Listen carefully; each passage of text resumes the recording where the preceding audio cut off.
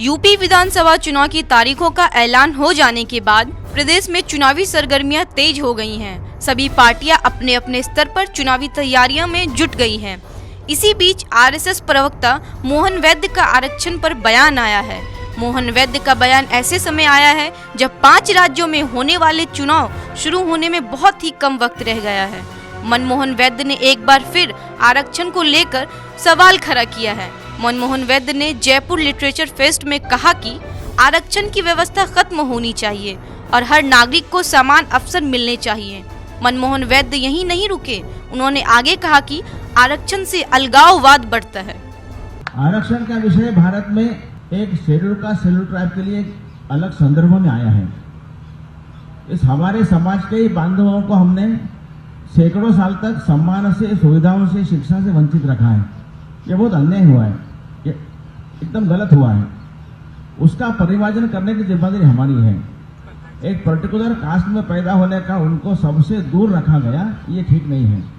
इसलिए उनको साथ लाने के लिए आरक्षण का प्रावधान संविधान में आरंभ से किया गया है। यह भी कहा, डॉक्टर आम्बेडकर जी ने कहा है कि किसी भी राष्ट्र में हमेशा के लिए ऐसा आरक्षण का प्रावधान रहना ये अच्छा नहीं है। जल्द से जल्द इसकी आवश्यकता निरस्त होकर सबको समान अवसर देने का समय आना चाहिए, ये भी उन्होंने कहा है। और इसलिए वो आरक्षण की सिवाय बाकी अन्य आरक्षण के बदले में सबको अवसर अधिक दिए जाए, शिक्षा अधिक दी जाए, इस प्रकार प्रयत्न करना चाहिए। इसके आगे आरक्षण देना थोड़ा अलगाववाद बढ़ाने वाली बात है, ऐसा लगता है। बिहार विधानसभा चुनाव के समय भी आरक्षण को लेकर मोहन भागवत ने बड़ा बयान दिया था।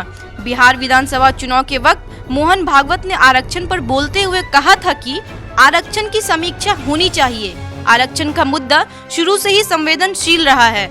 मंडल आयोग की सिफारिशें लागू होने के बाद भी आरक्षण पर जमकर बवाल मचा था। आरएसएस की आंखों में मंडल आयोग आज भी चुभता है। बता दें कि आरक्षण को लेकर पीएम मोदी ने कहा था, मैं अपनी जान दे दूंगा लेकिन आरक्षण खत्म नहीं होने दूंगा। हालांकि मनमोहन वैद्य के इस बयान से दलितों और पिछड़े तबकों को अपने पाले में लाने में लगी बीजेपी की उम्मीदों पर पानी फिर सकता है। बता दें कि यूपी में 45% बैकवर्ड और 21% दलित वोटर हैं।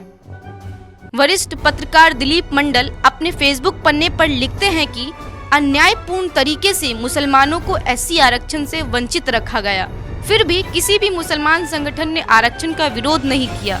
एससी आरक्षण हिंदुओं को मिलता है और एक संगठन जिसका दावा है कि वो हिंदू संगठन है, हर बार आरक्षण के खिलाफ जहर उगल देता है।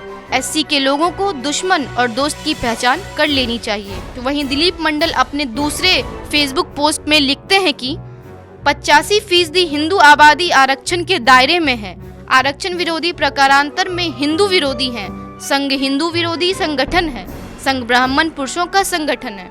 वहीं वरिष्ठ पत्रकार महेंद्र यादव अपने फेसबुक पन्ने पर लिखते हैं, बहुत सही मनमोहन वैद्य जी, बिहार चुनाव में मोहन भागवत ने किया था और यूपी पंजाब चुनावों में भाजपा का इलाज वैद्य जी करेंगे।